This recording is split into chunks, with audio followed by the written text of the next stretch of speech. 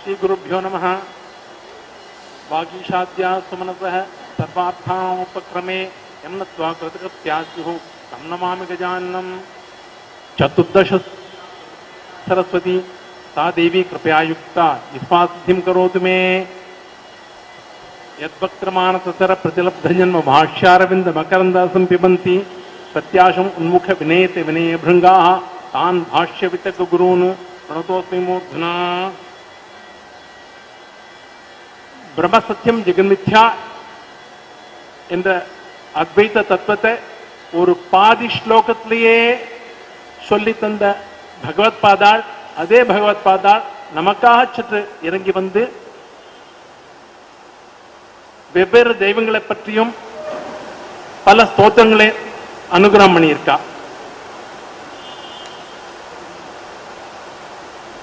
அந்த ஸ்தோத்திரங்கள்ல ரொம்ப முக்கியமானதும் அதிகமா நம்மால் தெரிந்து கொள்ளப்படாதமா இருக்குது ஸ்ரீராம புஜங்க பிரயாத்த ஸ்தோத்திரம். ஸ்ரீ சங்கரவாணிங்கிற ஹைபிரிட் சேனலை நம்ம ஆரம்பிக்கச்ச முதல்ல வேதாந்த கிரந்தங்களே பகவத்பாத அப்படின்ன பிரகரண கிரந்தங்களை தான் அதிகமா பிரச்சாரம் பண்றதாக ஒரு யோஜனை இருந்தது. ஆனால் மனிதனுக்கு முதல்ல பக்தியும் தேவை, அது இருந்தால்தான் அடுத்தபடிக்கு போக முடியும் என்றால் சித்தாந்த கிரந்தத்துக்கு முன்னாடி பக்தி விஷயங்களை பேசலாம்னு ஒரு எண்ணம் வந்தது. அதுக்கு தகுந்த மாதிரி நமக்கு முதல்ல கணேச பஞ்சரத்னமும் உபதேச பஞ்சகமும் ஒரு 3 மாசத்துக்கு முன்னாடி இங்கே இடத்துல உபன்யாசம் ஆச்சு பிரம்மஸ்ரீ ஸ்ரீராம் கணபாட்டிகளால. நான் ரொம்ப நாளா என் ஆசை இந்த மண்ணின் மைந்தர்னு சொல்லக்கூடிய பிரம்மஸ்ரீ அபினவ சுகாச்சாரியால ஸ்ரீ சுந்தரகுமார் அவர்கள் நம்ம சங்கர் மட்டத்துக்கு ரொம்ப வருஷத்துக்கு கழிச்சு இப்ப வர்றது, அவரை அழைச்சு வந்து பகவத்பாதால் சன்னிதிலே அவர் மூலமா நமக்கு ஒரு உபன்யாசத்தை ஏற்பாடு பண்ணோன்றது எங்களுக்கெல்லாம் அபிலாஷையா இருந்தது. பக்த கோட்டிகளுடைய பிரார்த்தனை பலத்தினாலையும் பகவத்பாதாவோட சந்நிதி விசேஷத்தினாலையும் நம்ம மேனேஜிங் கமிட்டியில இருக்கிற வெவ்வேறு மெம்பர்ஸ் அத்தனை பேரோட ஒத்துழைப்பினாலையும் ஸ்ரீ சிவா அவரும் எனக்கு நிறைய ஒத்துழைப்பினாலையும் நம்ம கணேஷ் வாத்தியார் எனக்கு கொடுத்த என்கரேஜ்மெண்ட்னாலையும் இது இன்னைக்கு சாத்தியமாச்சு. பிரம்மஸ்ரீ சுந்தரகுமார் அவர்கள் இங்க இன்னைக்கு வந்து உபன்யாசம் பண்றது ஒத்துறதுக்கு நான் ரொம்ப கிருத்தகிருத்தியனா இருக்கேன். இதே நேரத்தில் என்னுடைய அழைப்பு கங்கி தன்னுடைய பலவேலி ஜோடிகளையும் பொருட்படுத்தாமல் நாளைக்கு அவரோட ரிசல்ட்ஸ் எல்லாம் குவார்டர்லி ரிசல்ட்ஸா கொடுக்க வேண்டி இருக்கிற நிலைமையிலையும் நமக்கு வந்து நம்மளுக்கு இங்க சீஃப் கெஸ்டா வந்திருக்க Shri Balasubramaniam managing director Birla asset management company அவரையும் நான் இங்க சுவாகதம் சொல்லி வரவேற்கிறேன். அதிக நேரம் எடுத்துக்காம ஸ்ரீ பாலசுப்ரமணியம் அவருக்கு மாலை போட்டு பண்ணணும்னு வேண்டிக்கிறேன்.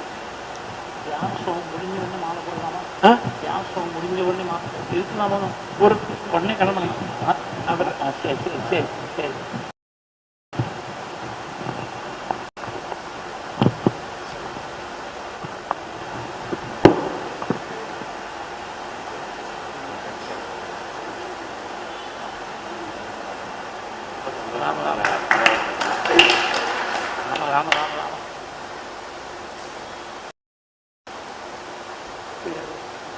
கிளம்புமா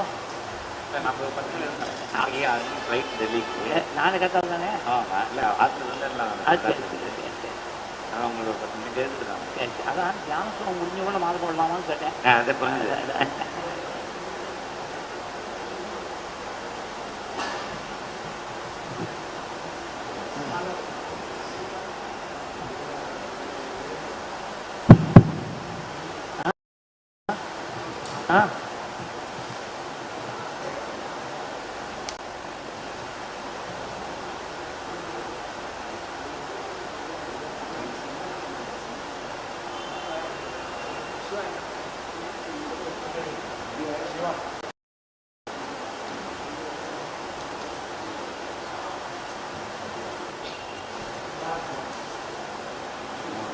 பஞ்சாட்சரம் மழை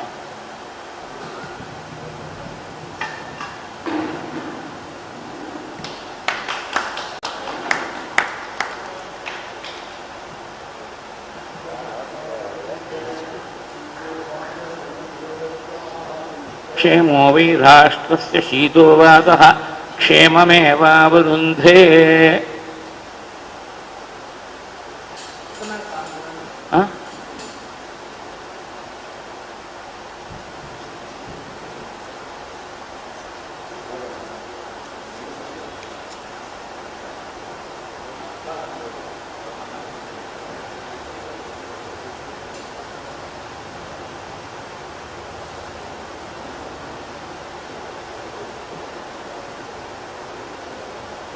सिद्धिविनायक मूर्ति की जय। जानकी कांत स्मरणं जय जय राम राम। गोपिका जीवन स्मरणं गोविंद गोविंद। हर हर नमः पार्वती पतये हर हर महादेव। श्री सद्गुरु स्वामिनः जय। आंजनेय स्वामिनः जय। सदा बालरूपापि विघ्नाद्रिहन्त्री महादन्त्रिवक्त्रापि पञ्चास्यमान्या। विधीन्द्रादिमृग्या गणेशाभिधामे विधत्तां श्रियं कापि कल्याणमूर्तिः। श्यामा काचन चन्द्रिका त्रिभुवने पुण्यात्मनामाने सीमा शून्यकवित्ववर्षजननी। याः कापि कादम्बिनी महारारातिमनोविमोहनविधौ काचित्तमः कन्दली कामाक्ष्याः करुणाकटाक्षलहरी। कामाय मे कल्पतां शारदा शारदाम्भोजवदना वदनाम्बुजे। सर्वदा सर्वदास्माकं सन्निधिं सन्निधिं क्रियात्। श्रुतिस्मृतिपुराणानाम् आलयं करुणालयं नमामि भगवत्पादशङ्करं लोकशङ्करं। सदाशिवसमारम्भां शङ्कराचार्यमध्यमाम् अस्मदाचार्यपर्यन्तां वन्दे गुरुपरम्पराम्।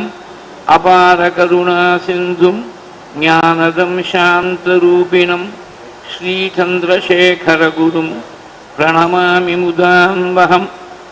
यदीयाङ्घ्रिचिन्ता सुपूता च वाणी यदीयं स्वरूपं सदा ध्यानयोग्यं तमेवेन्दुचूडाख्यदिव्यावतारं मनोवाक्शरीरैः गुरुश्रेष्ठमीरे सदात्मध्याननिरतं विषयेभ्यः पराङ्मुखं नौमि शास्त्रेषु निष्णातं चन्द्रशेखरभारतीं दोर्भिर्युक्ता चतुर्भिः स्फटिकमणिमयीम् अक्षमालां दधाना।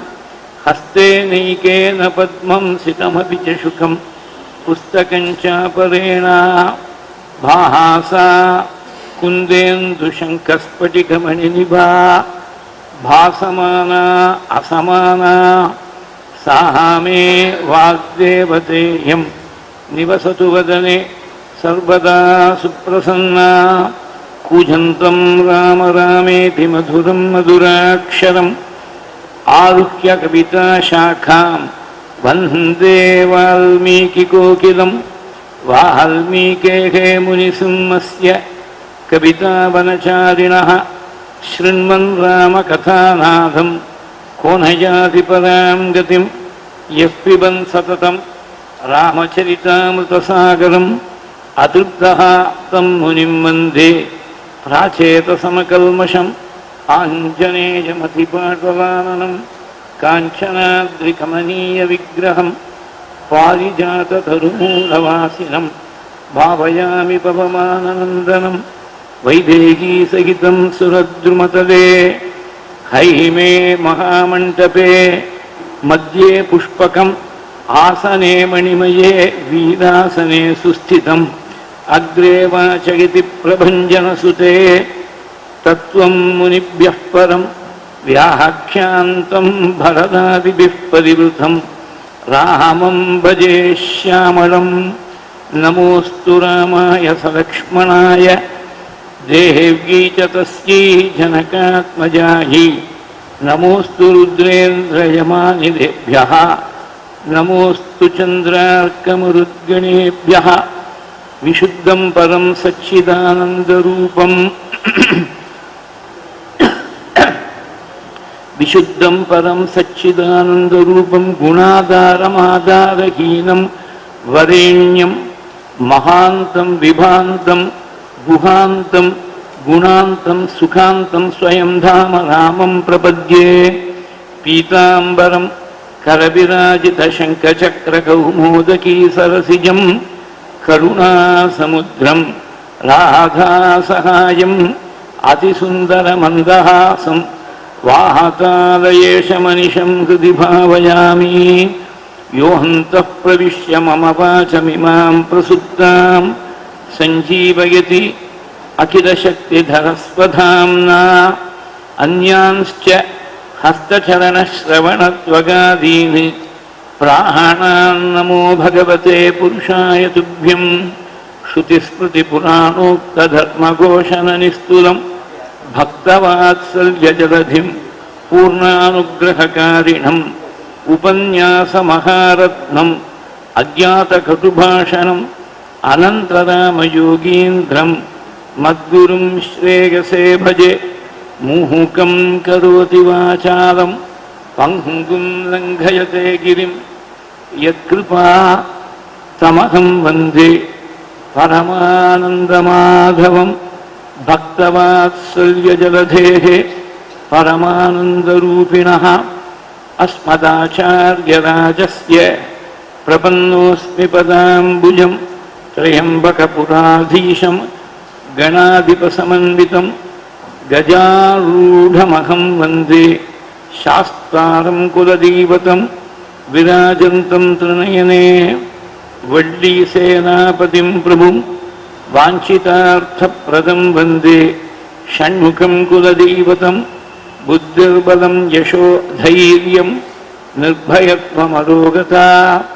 अजाड्यं वाक्पटुत्वं च हनुमत्स्मरणात् भवेत् அஞ்சிலே ஒன்று பெற்றான் அஞ்சிலே ஒன்றை தாவி அஞ்சிலே ஒன்றாதாக ஆகாரியற்காக ஏகி அஞ்சிலே ஒன்று பெற்றான் அங்கை கண்டு அயலாரூரில் அஞ்சிலே ஒன்றை வைத்தான் அவன் நம்மை அடித்து காப்பான் ஊஹு நிலைச்சுவர் வைத்து கண்புதும் நாட்டி உரோமம் மேய்ந்து 9 வாசல் தானுடைய குரம்பை பிரியும் போது உந்தல் சரணமே சரணம் என்றிருந்தேன் தேனுடைய கமலத்திருவினுக்கரசே திரை கொள்மா நெடுங்கடல் கிடந்தாய் நானுடைய தபத்தால் திருவடி அடைந்தேன் நைமிஷாரண்யத்துளிந்தாய் ஸ்ரீஹரயே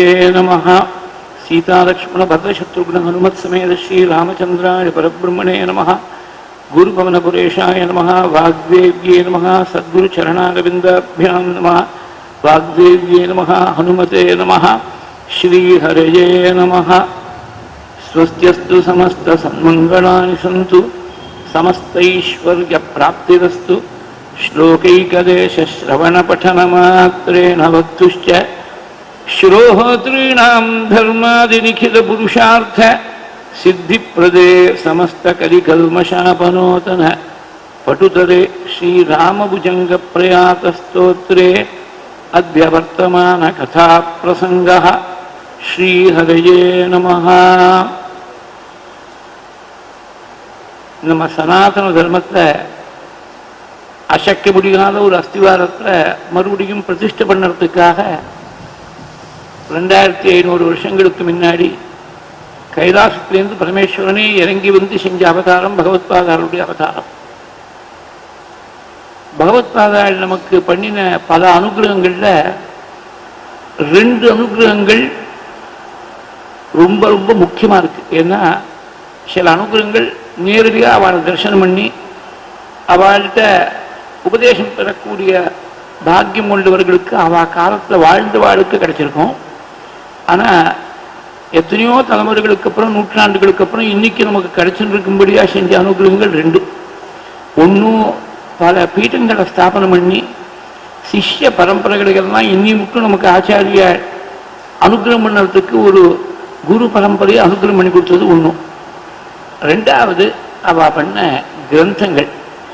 கிரந்தங்கள் சாதாரணமாக எழுத்துக்கு அக்ஷரம்னு சொல்கிறோமோ, அக்ஷரங்கிறதுக்கு நேர் அர்த்தம் என்னன்னா எது அழியாமல் இருக்குமோ அதுக்கு தான் அக்ஷரம்னு பேர். அதனால தான் பகவத்கீதையில் 8வது அத்தியாயத்துக்கு அக்ஷர பிரம்மயோகம்னு ஒரு பேர். எழுதி வச்சுட்டா இட் பிகம்ஸ் பர்மனன்ட் ரெக்கார்ட். அரசோ முன்னாடி சரியா இருந்தது, இப்போ கொஞ்சம் காதில் அரைகிற மாதிரி இருக்கு. வேண்டாம், கொஞ்சம் கொஞ்சம் கொஞ்சம் கொஞ்சம் குறைச்சுங்க. எனக்கு உடனே ஃபீட்பேக் கிடைக்கிறதே அது.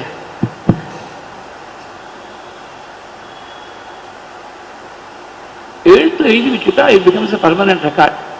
அதனால பகவத்பாதா நமக்கு அனுகிரகம் பண்ணி கொடுத்த கிரந்தங்கள், அவ ஸ்தாபனம் பண்ண பீட்டங்கள், இதெல்லாம் இன்னி மட்டும் அவ அனுகிரகத்தை நமக்கு வித்தரணம் பண்ணக்கூடிய உபாயமா அமைஞ்சிருக்கு. ஆச்சாரியால் பண்ண கிரந்தங்களை பார்த்தீங்கன்னா, if you are able to visualise it in the form of a pyramid, அந்த பிரமிட்ல பேஸில் ஸ்தோத்திர கிரந்தங்கள், நடுவில் பிரகரண கிரந்தங்கள், சமிட்டில் பார்த்தீங்கன்னா உச்சாணியில் பாஷ்ய கிரந்தங்கள். பாஷ்ய கிரந்தங்கள் பிரஸ்தான திரயத்துக்கு பண்ணிருக்க ஆச்சாரியா. ரொம்ப சங்கரமாக சொல்லிவிடுறேன், சப்ஜெக்ட் ரொம்ப விசாலமான விஷயம், ஆரம்பிச்சா போயிட்டே இருக்கும். பிரஸ்தான திரயம்னு 3 விஷயங்கள். இந்த பிரஸ்தான திரயத்துடைய அத்தாரிட்டியை 4 சம்பிரதாயத்தை சேர்ந்த பெரியவாளும் ஒத்துருக்கா. ஆனால் அதுக்கு ரொம்ப பெருமை. இன்டர்பிரட் பண்ணக்கூடிய விஷயத்துல வேணா அபிப்பிராய பேதம் இருக்கலாமே தவிர, இது பிரமாணம் ஸ்கிரிப்சர் அத்தாரிட்டிங்கிற விஷயத்துல 4 சம்பிரதாயத்தை சேர்ந்த ஆச்சாரியாளுக்கும் அபிப்பிராய பேதமே இல்லை, யுனானிமஸா ஒத்துருக்கா. 4 சம்பிரதாயம்னு சொன்னேன். ரொம்ப பேருக்கு 3 சம்பிரதாயம் தான் தெரியும். அதாவது 3 சம்பிரதாயம் இருக்குன்னு தெரியும். சம்பிரதாயத்தில் உள்ள இருக்கக்கூடிய நுட்பங்கள் தெரியுமா தெரியாதா அப்படின்னு எனக்கு தெரியாது. ஆனா அத்வைத்தம், விசிஷ்டாத்வைத்தம், துவைத்தம், இந்த 3 நமக்கு கேள்விப்பட்டிருக்கோம். ஒரு லிட்டில் பிட் ஆஃப் ஹிஸ்டரி நம்ம தேசத்துல இது ரொம்ப முக்கியமா சொல்லுவோம். பல இடங்கள்ல சொல்லியிருக்கேன். இதுக்கு என்ன ஆதாரம், நம்ம சொல்ல போற விஷயத்துக்கு என்ன ஆதாரம்னா, அப்பே தீக்ஷர் ஒரு அற்புதமான ஒரு கிரந்தம் பண்ணால், சதுர்மத சமன்வயா அப்படின்னு பண்ணாள். 4 மதத்தையும் சமன்வயம் பண்ணி ஒரு புஸ்தகம் எழுதினேன். ஹைதராபாத்ல ஒரு சமிதி அப்பே தீக்ஷருடைய கிரந்தங்களுக்கு எல்லாம் பிரகாசப்படுத்துவதற்காக அந்த புஸ்தகத்தை எனக்கு ஒரு காப்பி ரொம்ப வருஷம் முன்னாடி அனுப்பிச்சிருந்தா. அதுக்கு போலங்க ராமசாஸ்திரிகள்ங்கிற பெரிய மகாவித்வான் ஒரு முன்னுரை எழுதியிருக்கார். சம்ஸ்கிருத்திலேயே பூமிகா எழுதியிருக்கார். போலங்க ராமசாஸ்திரிவாள் பண்ண அஷ்டோத்திரம் தான், மகாபெரிவா மேல பண்ண அஷ்டோத்திரம் தான் இன்னைக்கும் காஞ்சிபுரத்துல பெரியவா பிருந்தாவனத்துல நித்தியம் அர்ச்சனை நடந்துட்டு இருக்கு. பெரியவா பிருந்தாவனத்துல அந்த பூமிக்கையை படிச்சாலே போதும், கிரந்தத்தையே படிக்க வேண்டாம், அவ்வளவு அழகா சம்மரைஸ் பண்ணி சொல்லிருக்க. பகவத்பாதாள் குரோமாதிகளா முதல்ல தோன்றினாள். உபனிஷத்துடைய சாரத்துல ஜீவன் வேறு இல்லை, பிரம்மம் வேறு இல்லை, உள்ள இருக்கக்கூடிய தத்துவம் ஒண்ணும், வெளியில் இருக்கக்கூடிய ரூபத்தை பற்றி பேச்சு இல்லை, உள்ள இருக்கக்கூடிய எசன்ஸ் ஒண்ணும் அப்படின்னு பல இடங்கள்ல இருக்கக்கூடிய வேத பிரமாணம், உபனிஷத் பிரமாணத்தெல்லாம் வச்சிருந்து அத்வைதத்தை சித்தாந்தப்படுத்தினாள் பகவத்பாதை. ஒரே ஒரு பிரமாணம் சொல்றேன், எல்லாருக்கும் ரொம்ப பேருக்கு தெரிஞ்சிருக்கும். சூரியனை பார்க்கிறோம், சூரியன்ட்ட உள்ள எந்த ஒரு சைத்தன்யம் இருக்கோ, இந்த ஜீவன்கிட்ட எந்த ஒரு சைத்தன்யம் இருக்கோ, 2 இடத்துலையும் இருக்கக்கூடிய சைத்தன்யம் ஒண்ணும் அப்படின்னு தைத்திரிய ஸ்ருதி சொல்றது. சயச்சாயம் புருஷே யஸ்யாசாவாதித்யே சயேகா. இதோடு நிறுத்திப்போம். ஏன்னா ஏன் இந்த சப்தமி விபக்தி யூஸ் பண்ணிருக்காங்கிறது ரொம்ப முக்கியம். சூரியனும் நாமும் ஒண்ணுன்னு சொல்ல, சூரியன்கிட்ட இருக்கக்கூடிய வஸ்துவும் நம்மகிட்ட இருக்கக்கூடிய வஸ்துவும் உள்ள இருக்கக்கூடிய ஆத்ம வஸ்து ஒண்ணும் அப்படின்னு தான் சொல்றது. இது ரொம்ப வசந்த நிலையில பகவத்பாதர் சொல்லிவிட்டார். இதை புரிஞ்சுக்கிறது எல்லாராலையும் முடியுமா தெரியல. அதனால பகவத்பாதாருடைய காலத்துக்கு அப்புறமா ராமானுஜர் காலத்துக்கு முன்னாடி 2 பேருக்கு நடுவில் ஒரு பெரியவர் தோன்றினார். ஸ்ரீகண்டாச்சாரியர்னு பேரு. அவர் சிவாத்வைத்தம்னு ஒரு தர்சனம்னா ஒரு school of thought, school of philosophy, ஒரு தர்சனத்தை ப்ரப்போன் பண்ண, பரமேஸ்வரன் ஆராதிக்கிறத முக்கியமா வச்சு சிவாத்வைத்தம் சொன்னார். அந்த சிவாத்வைத்தத்துக்கு அப்புறம் ஸ்ரீகண்டாச்சாரியருடைய காலத்துக்கு அப்புறமா சுமார் 1000 வருஷங்களுக்கு முன்னாடி தோன்றினவர் ராமானுஜாச்சாரியர். இப்பதான் சில வருஷங்கள் முன்னாடி ராமானுஜருடைய 1000 வருஷங்களை ரொம்ப விசேஷமா வைஷ்ணவ சம்பிரதாயம் முழுக்க கொண்டாடித்து. இது என்ன ஒரு வேடிக்கைனா, அந்த சம்பத்சரத்துல ரொம்ப வேண்டிய பக்தர்கள் சில பேர் வந்து ராமானுஜத்தை பத்தி நீங்க சொல்லணும், ஒரு நாள் என்ன உபன்யாசம் பண்ண சொன்னா, சுத்த அத்வீதியா இருக்கக்கூடிய என்ன நிறைய வித்வான்கள் இருக்கா விசிஷ்டாத்வைத சம்பிரதாயத்துல, இல்ல நீங்க ராமானுஜர் சரித்திரம் சொல்லி கேட்கணும்னு ஒரு நாளைக்கு சென்னையில பண்ணேன். அந்த சம்பத்சரத்துல அந்த ஒரு வருஷத்துல ராமானுஜாச்சாரியார் என்ன பண்ண, இது சிவாத்வைதமும் எல்லாருக்கும் புரிஞ்சுக்கிறது கஷ்டமா இருக்கலாம், கொஞ்சம் சிம்பிளிஃபை பண்ணி இந்த உடம்புன்னு ஒண்ணு இருக்குப்பா, உடலுக்குள்ள உயிர்னு ஒண்ணு இருக்கு, அந்த மாதிரிதான் சரீரத்துக்கும் உள்ள இருக்கக்கூடிய சரீரிக்கும் என்ன உறவோ அந்த மாதிரிதான் இந்த பிரபஞ்சத்துக்கும் பகவானுக்கும் இருக்கக்கூடிய உறவு. பகவான் தான் சரீரியா இருக்கார் இந்த பிரபஞ்சத்துக்குள்ள அப்படின்னு சரீரி பாவத்தை சொல்லி கொடுத்தார். பிரபத்தி சரணாகதி சொல்லி கொடுத்தார். இந்த பிரபத்திங்கிறது கேட்கறதுக்கு ரொம்ப ஈஸியா இருக்கும். ஸ்ரீமன் நாராயண சரணம் பிரபத்தியே சொல்லிவிட்டா முடிஞ்சு போயிட்டா, செயல்ல வருதுங்கிறது ரொம்ப சிரமம். ஏன்னா பரநியாசம்னு ஒண்ணு பண்ணுவா வைஷ்ணவ சம்பிரதாயத்துல, தன்னை ரட்சிக்கக்கூடிய பொறுப்பை முழுக்க பகவான்கிட்ட ஒப்படைக்கிறது. அப்படி ஒப்படைச்சுட்டு பரநியாசம் பண்ணிவிட்டு நாளைக்கு சாப்பாடு நமக்கு எப்படி கிடைக்கும் ஒருத்தன் கவலைப்பட்டான்னா அவன் பரம துரோகின்னு கொடுத்து சாஸ்திரம். ஏன்னா நீதான் பகவான்கிட்ட ஒப்படைச்சுட்டிய, நாளைக்கு சாப்பாடை பற்றி நாளைக்கு யோகக்ஷேமத்தை பற்றி கவலைப்படலாமோ? அதனால செயல்ல வருதுங்கிறது ரொம்ப சிரமம், அது புரியறது கொஞ்சம் கஷ்டமா இருக்கு. அதனால என்ன பண்ணா, ராமானுஜருடைய காலத்துக்கும் பிற்காலத்தில் வந்த மத்வாச்சாரியார் அவர் சொன்னார், நீ இதை பற்றி எல்லாம் கவலைப்படாத, உடலுக்கும் உயிருக்கும் இருக்கக்கூடிய உறவு இதெல்லாம் விட்டுக்கோ, 2ஆவே இருக்கட்டுமே, ஜீவன் தான், பரமாத்மா தான். ஆனா பக்தி பண்ணிட்டு நாராயணனை சுவாமியா பார்த்து உன்னை அனுகிரகம் பண்ணிடுவார். இப்படி ஒவ்வொரு ஆச்சாரியாலும் முன்னாடி சொன்னவாளை விட கொஞ்சம் சிம்பிளிஃபை பண்ணி சொல்லலாம்.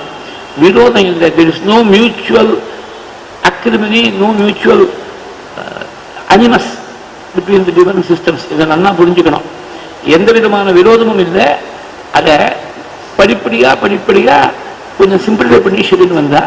அதனால இது 4ஐயும் சேர்த்து சமன்வயம் பண்ணிருக்கார். அப்படி சொல்வார்.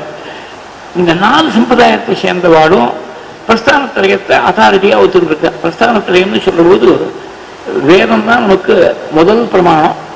அந்த வேதத்துடைய சாரமா இருக்கக்கூடிய 10 உபனிஷத்துகள், தசோபனிஷத்னு சொல்றது. ஈஷாவாஸ்யம், கேனோபனிஷத், கடோபனிஷத், முண்டகம், மாண்டூக்கியம், தைத்திரியம், ஐத்திரேயம், சாந்தோக்கியம், மிருகதாரண்யகம், பிரஷ்னோபனிஷத். இந்த 10 ஈஷகேன கட பிரஷ்ன முண்ட மாண்டூக்கிய தித்திரி ஐதரேகஞ்ச சாந்தோக்கியம் மிருகதாரண்யகம் தசானு ஸ்லோகம். இந்த 10 உபனிஷத்தும் சேர்ந்து தசோபனிஷத்துன்னு ஒண்ணும். பிரஸ்தானத்திரயம்னா 3 இருக்குன்னு போனோம். வேதத்துக்கு ஸ்ருதின்னு ஒரு பேரு, காதால கேட்டு வந்ததுனால அந்த ஸ்ருதிக்கு பின்தொடர்ந்து வரக்கூடியது ஸ்மிருதி. பகவத் ஸ்மிருதியா இருக்கக்கூடிய பகவத்கீதை.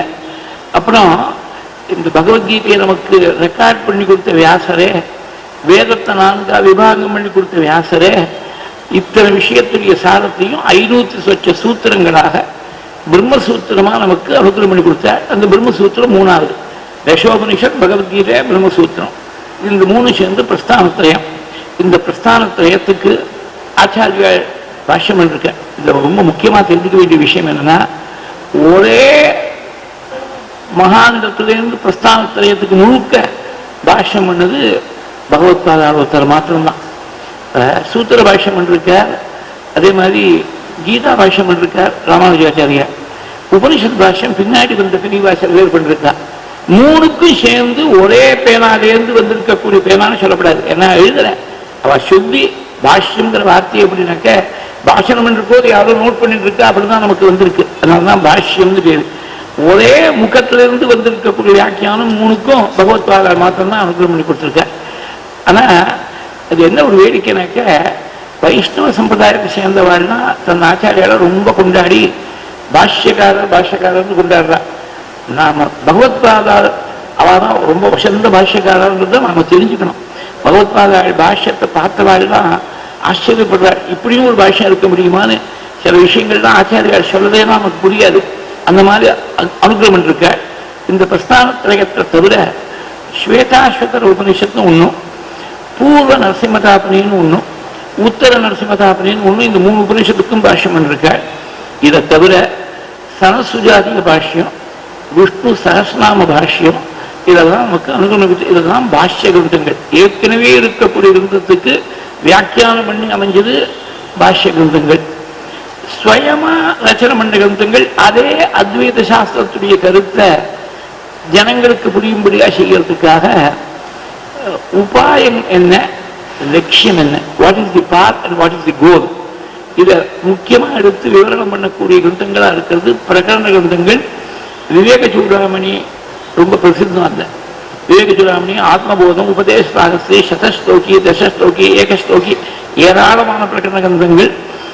அந்த பிரகரண கிரந்தங்களுக்கும் கொஞ்சம் வித்வத்து வேணும், விஷயம் புரிஞ்சுக்கிறதுக்கு. பாஷ்யத்துக்கு நல்லாவே வித்வத்து இருக்கணும். வித்வத் இல்லாதவாள்தான் கரையறணுமேங்கிறதுக்காக நமக்கு ரொம்ப சுலபமா பாமரர்கள் முதற்கொண்டு க்ஷேமத்தை அடையிறதுக்காக இந்த ஸ்தோத்திர கிரந்தங்களை பிள்ளையாரிலிருந்து ஆரம்பிச்சு கணேச பஞ்சரத்னம், ஆஞ்சநேயர் பர்யந்தம், ஹனுமத் பஞ்சரத்னம் பர்யந்தம் ஏராளமான ஸ்தோத்திரங்களை நமக்கு அனுகிரகம் பண்ணி கொடுத்திருக்காள் பகவத்பாத. அந்த ஸ்தோத்திரங்கள்ல மொத்தமா பகவத்பாதாருடைய என்டையர் ஒர்க்ஸை 10 வால்யூம்ஸ்ல பப்ளிஷ் பண்ண. முதல்ல அத ஸ்ரீரங்கத்தில் இருந்த வாணி விலாஸ் பிரஸ்ல கிட்டத்தட்ட 110 வருஷங்களுக்கு முன்னாடி அந்த சமயத்தில் சிங்கேரியில் ஆச்சாரியாளா இருந்த 33வது பீரத்தில் ஆச்சாரியாளா இருந்த நரசிம்ம பாரதி சுவாமிகளுடைய ஆக்கிய பிரகாரம் ரொம்ப அற்புதமா, ரொம்ப சிதிலமா இருந்தது. அதை ஃபோர்வேர்டு எழுதியிருக்கார். அந்த ஃபர்ஸ்ட் எடிஷனுக்கு பாலசுப்ரமணியர் ஒரு ஃபோர்வேர்டு எழுதியிருக்கார். அதுல பல இடங்கள்ல ஸ்லோகங்கள் சரியா கிடைக்காத போது தன்னுடைய மெமரியிலேருந்தே ஆச்சாரியா டிக்டேட் பண்ணார். ரொம்ப ஆச்சரியமா இருக்கு. அந்த எடிஷனுடைய ஒரு கம்மமரேஷனாக 100 வருஷம் பூர்த்தி ஆகிற போது மறுபடியும் அதை ரீபிரிண்ட் பண்ண ஆச்சாரியோட கம்ப்ளீட் ஒர்க்ஸை. அந்த கம்ப்ளீட் ஒர்க்ஸ்ல ஒரு வால்யூம் ஸ்தோத்திராணின்னு பேரு. இங்க கொண்டு வந்து வச்சிருக்கக்கூடிய வால்யூம் ஒரே ஒரு வால்யூம். இதுல மொத்தம் 64 ஸ்தோத்திரங்கள், 25 லகு பிரகரணங்கள். லகு பிரகரணம்னு பிரகரண கிரந்தங்கள் விவேக்கில் அப்படின்னா எடுத்துட்டீங்கன்னா பெருசா இருக்கு. சின்னதா இருக்கக்கூடிய பிரகரணங்கள்லாம் இதை சேர்த்து மொத்தம் 89 கிரந்தங்கள் ஒரே வால்யூம்ல நமக்கு பிரிண்ட் பண்ணி கொடுத்துருக்கா. அது பெரிய உபகாரம். ஒரு லைஃப் டைம் போறாரு இதெல்லாம் சேவிச்சு நாம் தெரிஞ்சுக்கிறதுக்கு.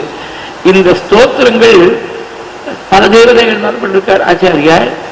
அந்த ஸ்தோத்திரங்கள்லயே புஜங்க விருத்தத்துல 8 ஸ்தோத்திரங்கள், மொத்தம் 64 ஸ்தோத்திரங்கள்ல புஜங்க விருத்தத்துல 8 ஸ்தோத்திரங்கள். புஜக, புஜங்க, புஜங்கமா, இந்த 3ம் ஒரே அர்த்தத்தை கொடுக்கும். அந்த மாதிரி சில வார்த்தைகள் விகக, விகங்க, விகங்கமான்னு சொன்னா பட்சின்னு அர்த்தம். துரக, துரங்க, துரங்கமா குதிரைன்னு அர்த்தம். பிளவக, பிளவங்க, பிளவங்கமான்னு சொன்னா வானரம்னு அர்த்தம். புஜக, புஜங்க, புஜங்கமான பாம்புன்னு அர்த்தம். புஜேன கச்சதி இது புஜங்கா, கையால நகர்ந்து போகக்கூடியது. இதுக்கு கையும் கிடையாது, காலும் கிடையாது. பாம்புக்கு கை எது, கால் எது? ஆனா இது உடம்பு அப்படி நெளிஞ்சு நெளிஞ்சு போற போது கையால போற மாதிரி ஒரு ஃபீலிங் வருதோனும், அதனாலதான் அதுக்கு புஜங்கம்னு பேரு. அந்த மாதிரி பாம்பு நெளிஞ்சு போனா எப்படி வளைஞ்சு வளைஞ்சு போகுமோ அந்த மாதிரி அந்த விருத்தம் அமைஞ்சிருக்கிறதுனால for those who are interested in the technical aspects of it, ஒரு சின்ன விஷயம் சொல்றேன். இந்த புஜங்க விருத்தம் மொத்தம் ஒரு ஸ்லோகத்துக்கு 48 அக்ஷரம், ஒரு பாதத்துல 12 அக்ஷரங்கள். அது எப்படி இருக்குன்னாக்க முதல் அக்ஷரமானது லகுவா இருக்கும், அப்புறம் 2 அக்ஷரம் தீர்க்கம், மறுபடியும் 4வது லகு, அப்புறம் 2 அக்ஷரங்கள் தீர்க்கம். லகு தீர்க்கம் தீர்க்கம், லகு தீர்க்கம் தீர்க்கம். இந்த ஸ்கீம்ல தான், அந்த பேட்டர்ன்ல தான் அந்த விருத்தம் அமைஞ்சிருக்கு. புஜங்க விருத்தம்னு பேர். அது புஜங்க பிரயாசம்னு சொல்றோமோ. புஜகம்னா பாம்பு, பாம்பு சஞ்சாரம் பண்ற மாதிரி பாம்புடைய கதியை போல இந்த விருத்தத்துக்கு இருக்கிறதுனாலதான் புஜங்க பிரயாச ஸ்தோத்திரம்னு சொல்றோம். அதுல 8 புஜங்க ஸ்தோத்திரங்கள் பகவத்பாதார் மொழி கொடுத்திருக்காருன்னு சொன்னேன். 3 சிவ சம்பந்தமாக, பிள்ளையார் மேல கணேச புஜங்கம், சிவபுஜங்கம், ரொம்ப பிரசித்தமா இருக்க பொழுது சுப்பிரமணிய புஜங்கம். இந்த 3 சிவபரமா இருக்க பொழுது, அதாவது சிவ குடும்பத்தை சேர்ந்தது. அப்படி பார்க்க போனா இன்னொரு 3 சிவ குடும்பத்தை சேர்ந்துதான். அம்பாள் மேல 3 புஜங்கள் பண்ணிருக்க. தேவி புஜங்கம்னு ஒண்ணு, பவானி புஜங்கம்னு ஒண்ணு, சாரதா புஜங்கம்னு ஒண்ணு. இந்த சாரதா புஜங்க பிரயாச அஷ்டகம்னு போட்டிருக்கா. புஸ்தகத்தை பார்த்தீங்கன்னா, அந்த இண்டெக்ஸ்ல பார்த்தீங்கன்னா 8 ஸ்லோகங்கள் இருக்கிறதுனால சாரதா புஜங்க பிரயாச அஷ்டகம்னு போட்டிருக்க. எல்லாம் அம்பாள் மேல தான். தேவி புஜங்கம், பவானி புஜங்கம், சாரதா புஜங்கம். இதை தவிர விஷ்ணு பரமா இருக்கக்கூடிய புஜங்கள் 2. விஷ்ணு புஜங்கம்னு ஒண்ணு, ராமபுஜங்க பிரயாச ஸ்தோத்திரம்னு ஒண்ணு. இதுல புஜங்க விருத்தத்துல ஸ்தோத்திரம் பண்ண தெய்வங்கள் எல்லாமே பாம்போட சம்பந்தப்பட்ட தெய்வங்களா இருக்கு. அது ஒரு ஆச்சரியம். பிள்ளையாருக்கு பார்த்தீங்கன்னா நாக யஜ்யோபவீதமே நமகான்னு ஒரு பேர் இருக்கு. அவருக்கு ஒரு பெரிய பாம்பே யஜ்யோபீதமா இருக்கு. பரமேஸ்வரன் கேட்கவே வேண்டாம். பரமேஸ்வரன் நாகபூஷணனாக கேசத்திலேருந்து பாரம்பரியத்தும் ஒரே பாம்புகளை அணிஞ்சிருக்க. ஒரு ரொம்ப இன்ட்ரெஸ்டிங்கா ஒரு எபிசோடு ஒன்று ஞாபகம் வருது. சிங்கேரில் 34வது பீடத்து ஆச்சாரியாரா நம்ம மகாபிரிவாளுக்கு கான்டெம்பரரியா இருந்தவா, அவளை போல பெரிய ஞானியா இருந்தவா சந்திரசேகர பாரத் மகாசுவாமிகள். அவள் தரிசனம் பண்ணுறதுக்காக ஒரு பக்தர் போயிருந்தார். பல பக்தர்கள் ஒருத்தர் போயிருக்க. அவர் மாதுவ சம்பிரதாயத்தை சேர்ந்தவர். இப்ப அவர் டேர்ன் வந்த பொழுது, ஏதோ பிரசாதம் வாங்கிக்கிறதுக்காக அவர் டேர்ன் வந்த பொழுது, உன் பேர் என்னப்பான்னு கேட்டார் ஆச்சாரியா. புஜங்கராவ் அப்படின்னார். ஆச்சாரியார் உடனே கேட்டார், புஜங்க பூஷணனா புஜங்க சயனனான்னு கேட்டார். அவருக்கே இது மட்டும், அவருக்கு ஒரு 50-55 வயசு இருக்கும். ஆச்சாரியார்கிட்ட போடுவது பிறந்தத்துலேருந்து இந்த பேர் இருக்கு. எதை உத்தேசம் பண்ணி, புஜங்க பூஷணனை உத்தேசம் பண்ணி அவ அப்பா பேர் வச்சாரா? புஜங்க சயனன்னா நாராயணன், புஜங்க பூஷணன் சாட்சாத் பரமேஸ்வரன். யாரை உத்தேசம் பண்ணி வச்சா அப்படின்னு அவருக்கே தெரியல.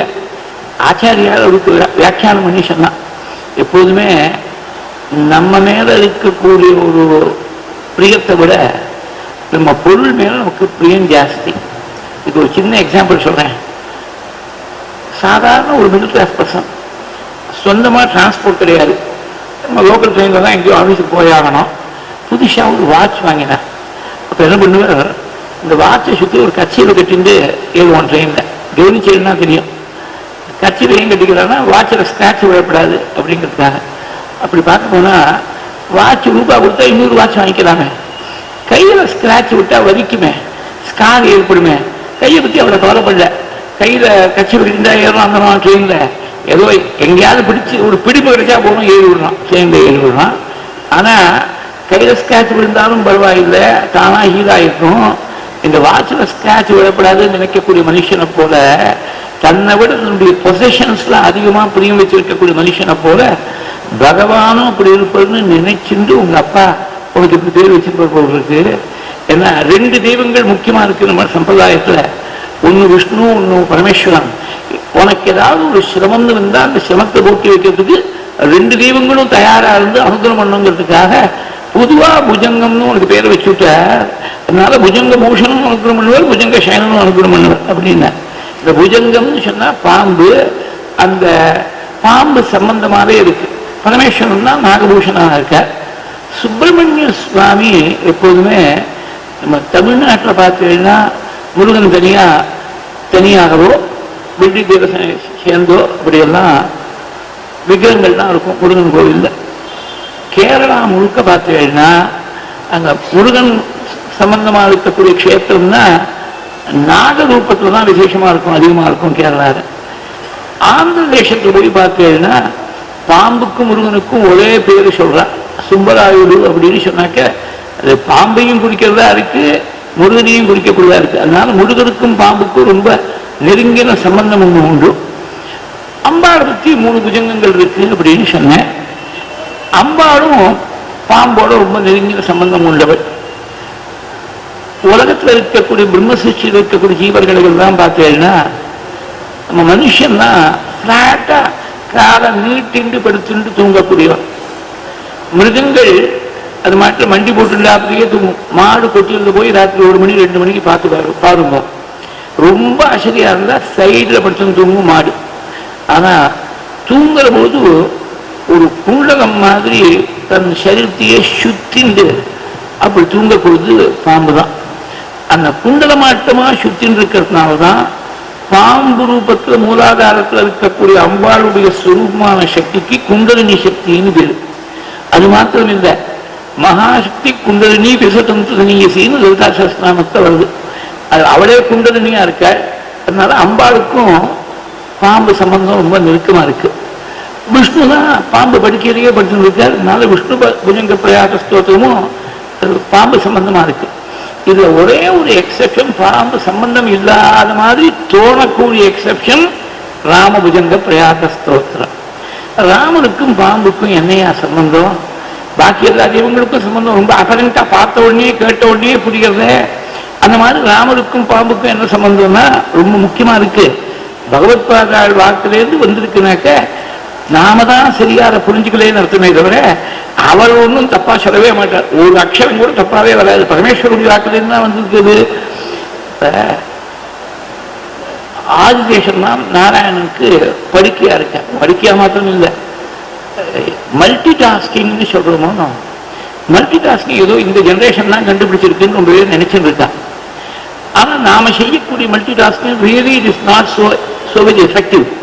ஏதோ ஒரு விஷயத்துல கான்சன்ட்ரேஷன் ஜாஸ்தியா போடுவது, ஒரு இடத்துல அட்டென்ஷன் குறையாது. 100% கான்சன்ட்ரேஷன் இன் எவ்ரி ஆஸ்பெக்ட். ஒரே சமயத்துல பலவிதமான காரியங்களை பண்ணி மல்டி டாஸ்கிங் முதல்ல பண்ணவர் யாருன்னா ஆதிசேஷன் தான். நான் சொல்லல, ஆழ்வார் வாக்கு.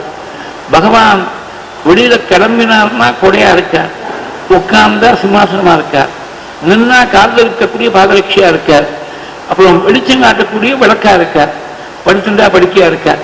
எல்லாம் ஒரே ஆதிசேஷன் தான். ஆல் இன் ஒன் அவர் தான் ஆதிசேஷன்.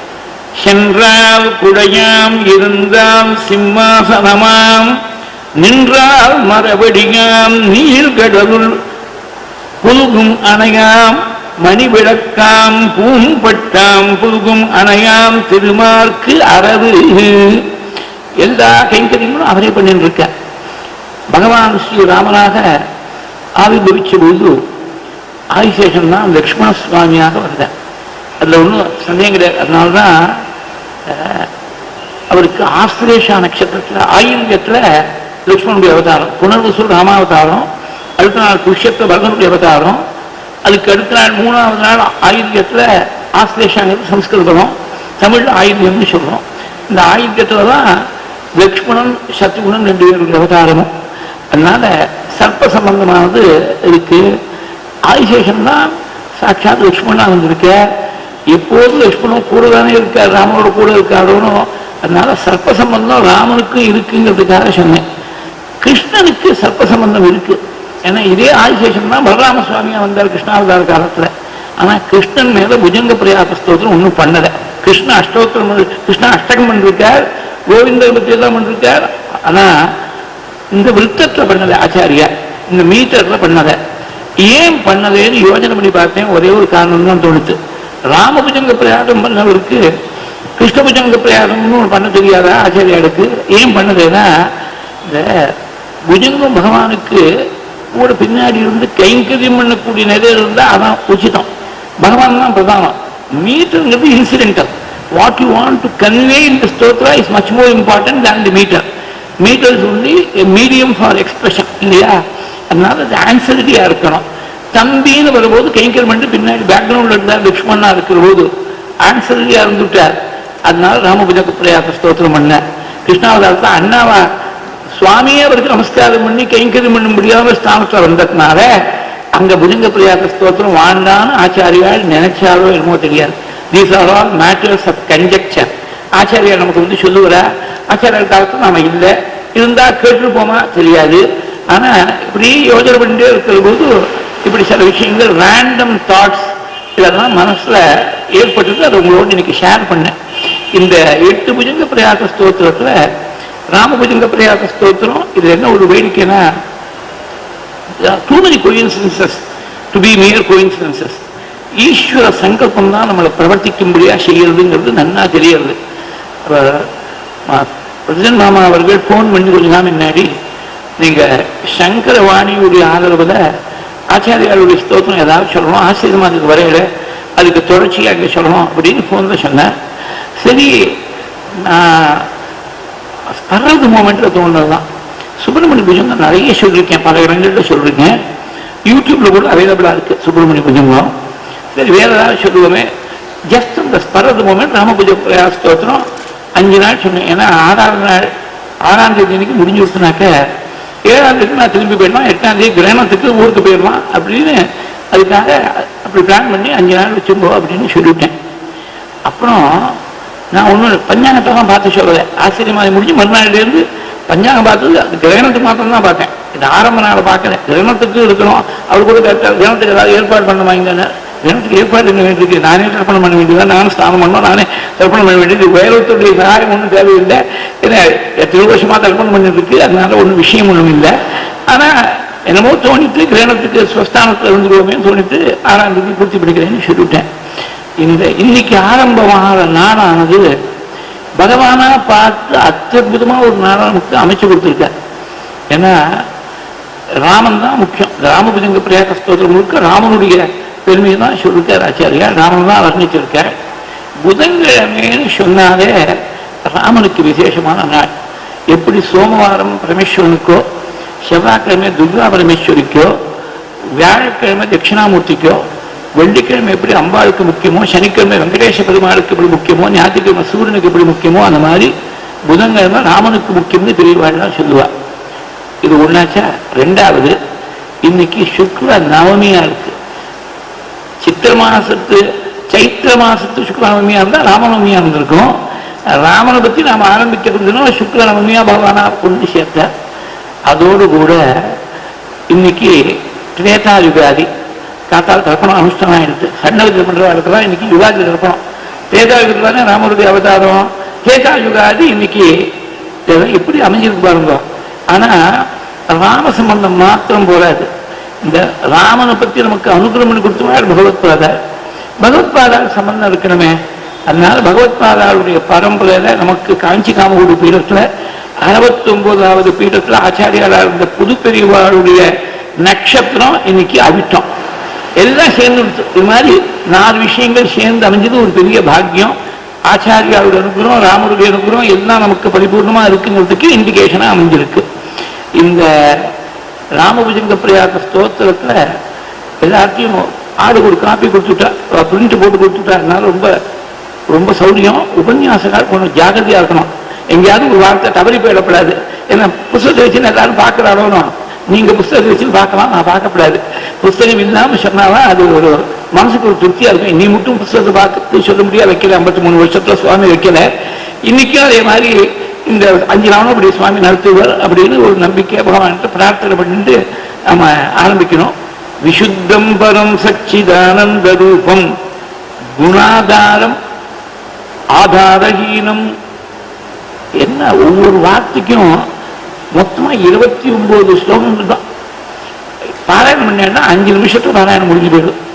ஆனா 5 நிமிஷம் பாராயணத்துக்கு 5 நாள் நமக்கு வியாக்கியானத்துக்கு 5 நாள்ல முடிக்கணுமே இப்ப நான் கவலைப்பட்டு இருக்கேன். 5 நாள்ல சுவாமி முடிச்சு கொடுத்துருவார், அது வேற விஷயம்.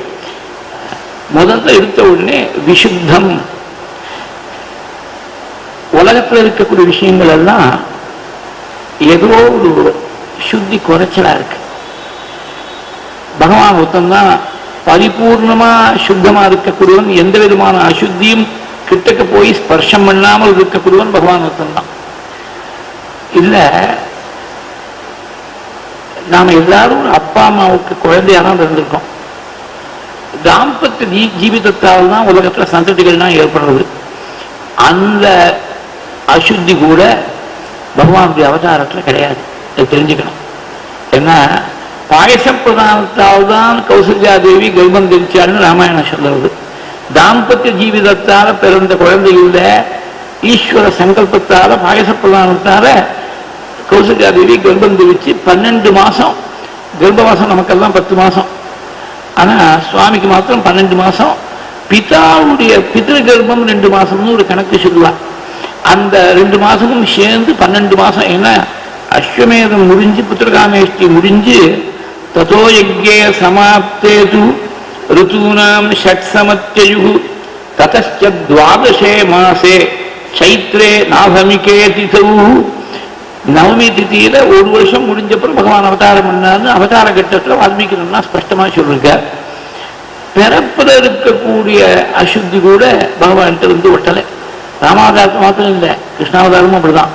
அந்த கிருஷ்ணாவதாரத்துல ஸ்ரீதரர் வியாக்கியானம் பண்ற போது சாதாரணமா குடும்பங்களில் ஏற்படக்கூடிய குழந்தையாட்டமா இல்லை, மனசுல பகவான் சங்கல்பம் பண்ணி தேவகியுடைய கர்ப்பத்துல மானசீகமா பிரவேசம் பண்ணார். மனசி ஆவிர்பூவா அப்படின்னு வியாக்கியானம் பண்ணிருக்க ஸ்ரீதரர். அதாவது பகவானபி விஸ்வாத்மா பக்தானாம் அபயங்கரா ஆவிவேஷ அம்சபாகேன மன ஆனகதுந்துபேகே. இது மூல ஸ்லோகம். ஆவிவேஷ அம்சபாகேன மன ஆனகதுந்துபேகே. அதுக்கு ஸ்ரீதரர் வியாக்கியானம் பண்றது மனசி ஆவிர்பூவா பிரஜானாம் இவ பகவதகான தாது சம்பந்தகா இத்தியர்த்தகான்னு வியாக்கியானம் பண்ண. சாதாரணமா குடும்பங்களில் பிறக்கக்கூடிய குழந்தைகளாட்டமா பிறக்கல, மனசுடைய சங்கல்பத்தால தெய்வக்கூடிய கர்ப்பத்தில் பிரவேசம் பண்ணாள்னு கிருஷ்ணாவதாரத்தை. ராமாவதாரத்தில் பாயச பிரதானத்தால கர்ப்பம் தெரிச்சாள் கௌசல்யா தேவி. அதனால ஆரம்பத்திலேருந்து அந்தம் பர்யந்தம் எந்த விதமான அசுத்தியும் இல்லாமல் பரமசுத்தமா இருக்கக்கூடியது பிரம்மம் ஒண்ணுதான். 3 பதங்கள் இருக்கு. விசுத்தம் பரம் சச்சிதானந்த ரூபம் ஆரம்பம் முதல் வரையும். அதுல ஒவ்வொரு வார்த்தையும் it leads to the next word அந்த மாதிரி இருக்கு. ரொம்ப அழகு. பகவத்பாதா எல்லாத்திலையும் சிரேஷ்டமா இருந்த மாதிரி பக்தியிலையும் ரொம்ப சிரேஷ்டமா இருந்தாள், கவித்துவத்திலையும் ரொம்ப சிரேஷ்டமா இருந்தாள். ஆனால் சாதாரணமான வார்த்தைகள் இல்லை. மகாகவிகளுக்கெல்லாம் மேல அருள் கவியான இருந்திருக்கார் பகவத்பாதா. அதனால இந்த பகவத்பாராயணம் பண்ண கிரந்தங்களுக்கெல்லாம் நாம பாராயணம் பண்ற போது அவளுடைய அருளும் நமக்கு சேர்ந்து பிரசாதமா கிடைக்கிறது. அதான் ஒரு பெரிய லாபம். நாம ஏதாவது ஸ்தோத்திரம் எழுத தெரியாது நமக்கு, அது வேற விஷயம். அதுவா யாராவது பெரிய கவி இருந்தார், பண்டிதர் இருந்தார் எழுதினா கூட அது அருள் இருக்குமான்னு தெரியாது. அறிவு இருக்கலாம், அருள் இருக்கா தெரியாது. பகவத்பாதாவுடைய விஷயத்துல ஞானம் அருள் அனுகிரகம் எல்லாம் சேர்ந்து இருக்கு.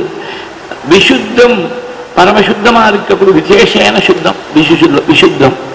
அது அந்த வஸ்து எப்படி இருக்குனாக்க இந்த உலகத்துக்கு அப்பாற்பட்டதாக எல்லாத்துக்கும் அப்பாற்பட்டதாக இருக்கிறதுனால பரம் விசுத்தம் பரம் சச்சிதானந்த ரூபம் குணாதாரம் ஆதார ஹீனம் வரேண்யம். பரம்பரமா தான் எடுத்துக்க போறேன்.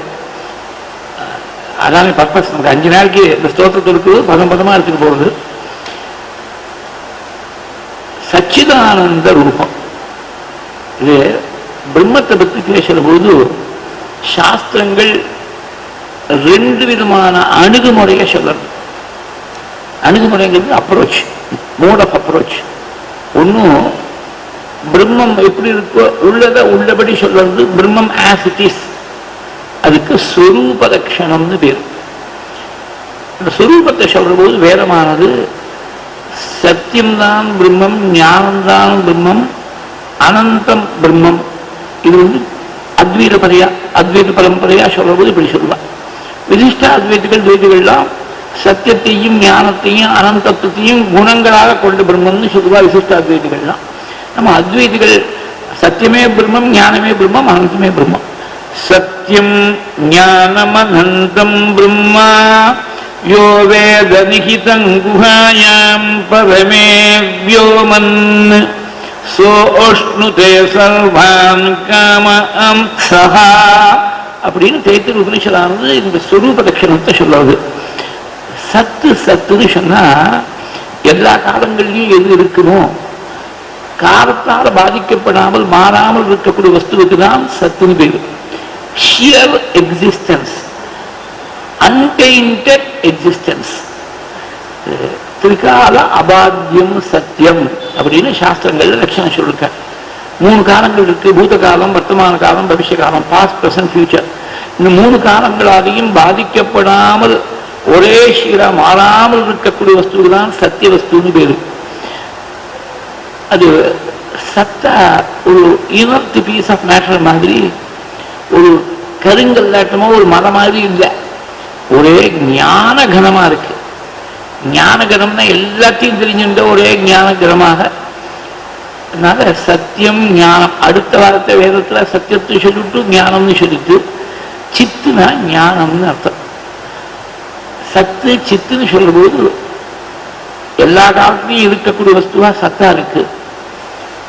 எல்லா காலத்திலையும் இருக்கக்கூடிய வஸ்துவா மாத்திரம் இல்லை, அப்படி இருக்கக்கூடிய வஸ்து நாம் தான் பூர்ணமா ஞானத்தோட இருக்கு, ஃபுல் அவேர்னஸோட இருக்கு. ஒரு சின்ன எக்ஸாம்பிள் சொல்றேன்.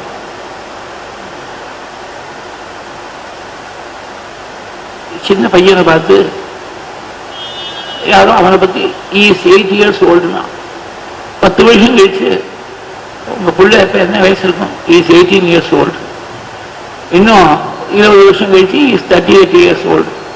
அப்புறம் அப்பா இருக்காரோ அப்பா இல்லையோ தெரியாது. சதா விஷயம் வரும்போது பிள்ளை சொல்லுவார், my father is 80 years old. இப்ப உடம்பு மாறிட்டு 8 வயசுல இருந்த மாதிரி 18 இருக்காது, 17 இருந்த மாதிரி 8 இருக்காது, மாறின்னு தான் இருக்கும். there is a law of nature. ஆனா இந்த சென்டென்சஸ்ல பார்த்தீங்கன்னா ஒரே ஒரு வார்த்தை, வர்பு ஒண்ணு காமனா இருக்கு, நவுன் ஒண்ணு காமனா இருக்கு. ஹீங்கிற நவுன் காமனா இருக்கு, இஸ்ங்கிற வர்பு காமனா இருக்கு. இந்த இஸ்ங்கிறது தான் எப்போதும் இருக்கக்கூடிய வஸ்துவை குறிக்கக்கூடியது. அதனால எப்போதும் இருக்கக்கூடிய தன்மை, சத்தா இருக்கக்கூடிய தன்மை தான் சச்சிதானந்தத்துல சத்து. பூர்ணமா உணர்ந்திருக்கக்கூடிய ஞான ஸ்வரூபம் சித்து.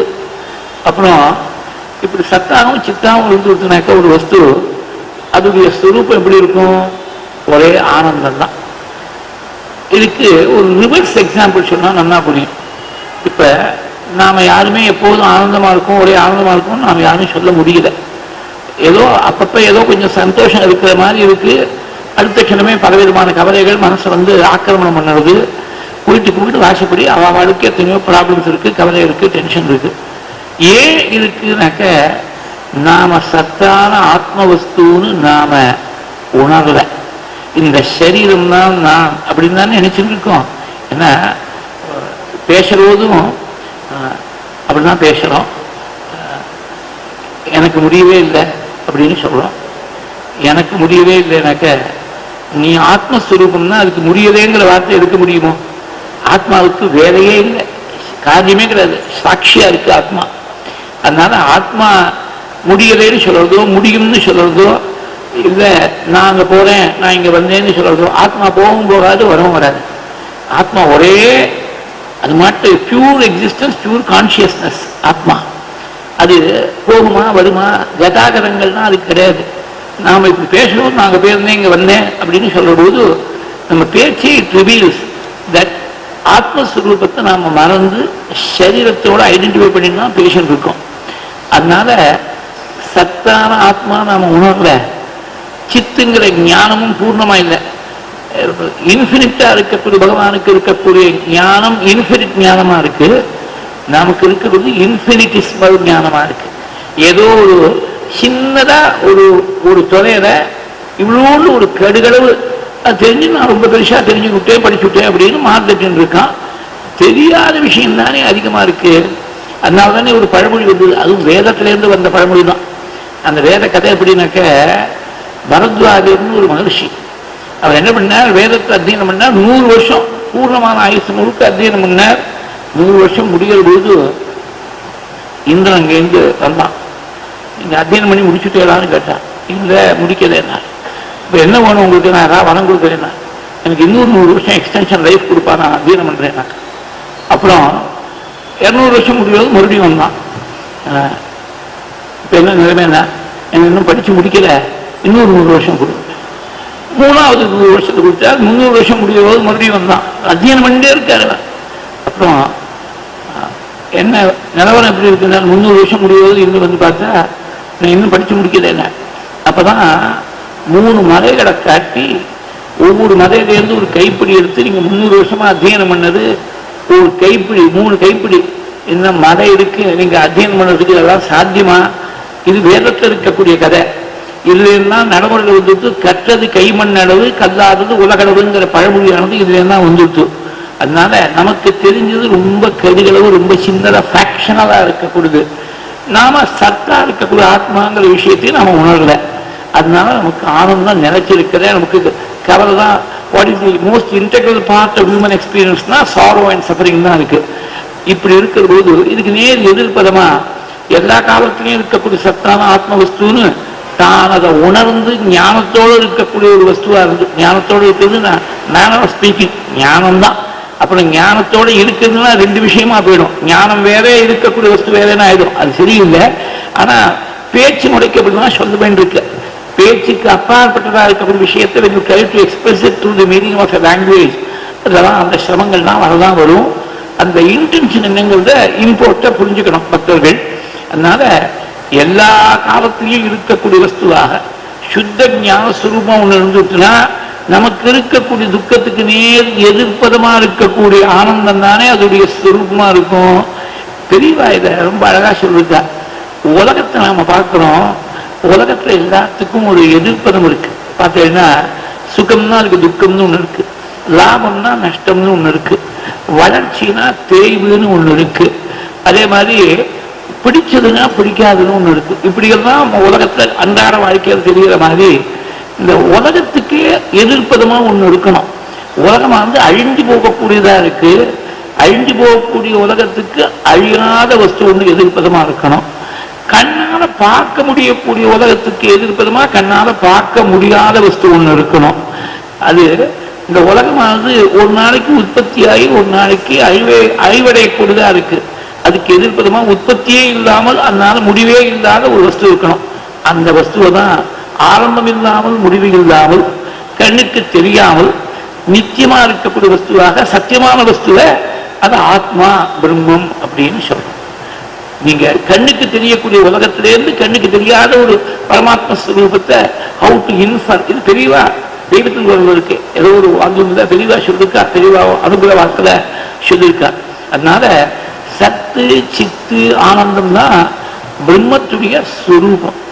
இந்த ஆனந்தத்தை பற்றி தைத்திரிய உபனிஷத்துல 3வது பிரஷ்னமா இருக்கக்கூடிய பிருகுவல்லி முழுக்க இது இந்த விஷயத்தை அனலைஸ் பண்ணியிருக்கு. அது சின்ன பிரஷ்னம் தான், 5 நிமிஷத்துக்கு முழுக்க பாராயணம் பண்ணிவிடலாம். ஆனா பஞ்சகோஷ விவேகத்தை பேசியிருக்க. கோஷம்னா உரை, ஆத்மஸ்வரூபத்தை மறைச்சு 5 உரைகள் from the subtle to the gross. கிராஸஸ்டா இருக்கிறது வெளியில் கண்ணுக்கு தெரியக்கூடியது இந்த அன்னமயமான கோஷம் சரீரம். இதை தாண்டி போற போது பிராணமயமான கோஷம், அதையும் தாண்டி போனா மனோமயமான கோஷம், அதையும் தாண்டி போனா விஞ்ஞானமயமான கோஷம், அதையும் தாண்டி ஆனந்தமயமான கோஷம். இது கதை எப்படி இருக்குனாக்க பிருகுங்கிற ஒரு பிரம்மச்சாரி வருணங்கிற தன் தகப்பனார்த்த போய் நான் பிரம்மத்தை தெரிஞ்சுக்கணுமேனு போனார். பிருகு வைவாருணிகி வருணம் பிதரம் உபசசாரா, எனக்கு பிரம்மத்தை பத்தி சொல்லிக் கொடுங்கன்னா அவர் சில இதான் பிரம்மன்னு சொல்லல, நீ போய் தபஸ் பண்ணி தெரிஞ்சுக்கோ, சில க்ளூ கொடுக்குறேன். எதிலேருந்து இந்த உலகங்கள்லாம் ஏற்பட்டதோ, எதனால இந்த உலகங்கள்லாம் இயங்கி கொண்டிருக்கோ, எங்க போய் இந்த உலகங்கள் எல்லாம் லயமடையுமோ அதுதான் பிரம்மம். யதோவா இமானி பூதானி ஜாயந்தே ஏ நஜாதா நிஜீவந்தி எப்ரயந்தி அபிசம்பிஷந்தி தெரிஞ்சுக்கோன்னுட்டார். இவர் போனார், தபஸ் பண்ணார். பல வருஷங்களுக்கு பிறகு ஒரு முடிவுக்கு இந்த முடிவு சரியா இல்லையான்னு கொராபரேஷனுக்காக தகப்பனார்ட்ட வந்தார். நான் தெரிஞ்சுட்டேன் பிரம்மத்தை. எப்படி தெரிஞ்சுட்டேன்னா அன்னம்தான் பிரம்மம் அப்படின்னா. இவர் நீ சரியா தெரிஞ்சுக்கிறேன்னு சொல்றேன், மறுபடியும் தபஸ் பண்ணுன்னு அனுப்பிச்சுட்டேன். இதான் பாசிட்டிவா எப்படி பிரசன்ட் பண்ணணுங்கிறது உபனிஷத்துலேருந்து தெரிஞ்சுக்கணும். நாம நீ தெரிஞ்சுக்கிறது தப்புன்னு சொல்றவ. நீ தபசா பிரம்ம விஜிக்ஞாசஸ்வா தபோ பிரம்மேதி சதபோ தப்யதா சதபஸ்தத்வா ஸ்ரீ சத்குரு சுவாமினஹ ஜெய ஆஞ்சநேய स्वामिनः जय